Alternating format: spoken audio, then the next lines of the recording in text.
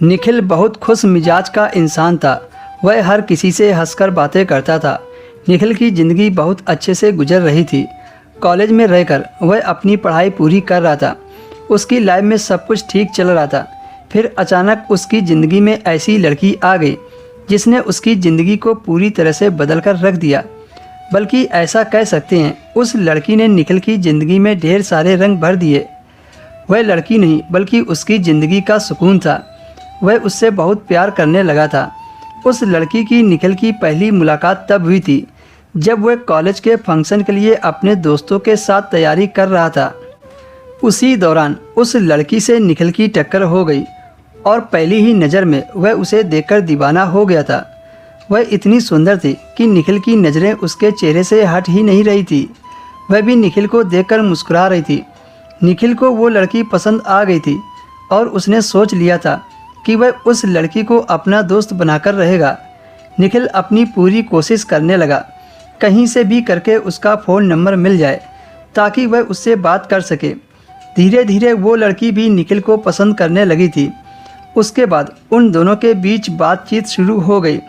पहले तो उसने उस लड़की से एक अजनबी की तरह बात की और धीरे धीरे एक दिन निखिल ने उस लड़की को प्रपोज कर दिया और उस लड़की ने भी निखिल से अपने प्यार का इजहार कर दिया। इस तरह से उन दोनों ने अपनी फैमिली के बारे में एक दूसरे को बता दिया। अभी वह दोनों पढ़ाई कर रहे थे, इसलिए उन दोनों की शादी का दूर दूर तक पता नहीं था।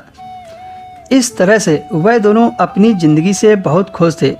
एक दूसरे के साथ घूमना फिरना, कॉलेज में एक साथ पढ़ाई करना और एक दूसरे से फ़ोन पर ढेर सारी बातें करना, ऐसी बहुत सारी बातें थी जो उन दोनों को बेहद करीब ला रही थी। वो दोनों एक दूसरे से बहुत प्यार करने लगे थे। उस लड़की का नाम सानिया था। सानिया ने बताया कि वह गरीब फैमिली से बिलोंग करती है, इसलिए निखिल उसकी छोटी मोटी ज़रूरतों को पूरा कर दिया करता था। कई बार तो निखिल ने सानिया को महंगे महंगे गिफ्ट भी दिए थे, क्योंकि निखिल उच्च फैमिली से बिलोंग करता था। सानिया निखिल के साथ बहुत खुश रहती थी क्योंकि निखिल उसकी सारी ख्वाहिशों को पूरी किया करता था। इस तरह से काफ़ी समय बीत गया और दोनों की पढ़ाई पूरी हो गई। निखिल ने एक दिन सानिया से शादी की बात कही। उसने कहा, मैं तुमसे शादी करना चाहता हूँ। शादी की बात पर सानिया ने खास कोई रिस्पॉन्स नहीं दिया। ऐसा लग रहा था जैसे वो निखिल से शादी नहीं करना चाहती हो।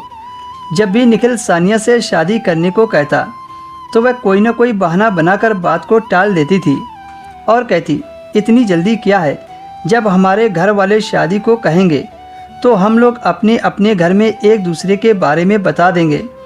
इस तरह से कई महीने बीत गए। एक दिन निखिल को ऐसा लगा कि सानिया उससे शादी नहीं करना चाहती है। तब निखिल ने एक प्लान बनाया और सानिया को एक जगह मिलने को बुलाया। जब सानिया निखिल से मिलने पहुंची तो निखिल ने पंडित जी को बुलाकर सानिया से ज़बरदस्ती शादी कर ली। इस तरह से निखिल ने सानिया को अपना बना लिया और सुख की प्राप्ति कर ली जिसकी वह ख्वाहिश रखता था। दोस्तों, हर रोज़ नई कहानी सुनने के लिए हमारे चैनल को सब्सक्राइब कर लीजिए।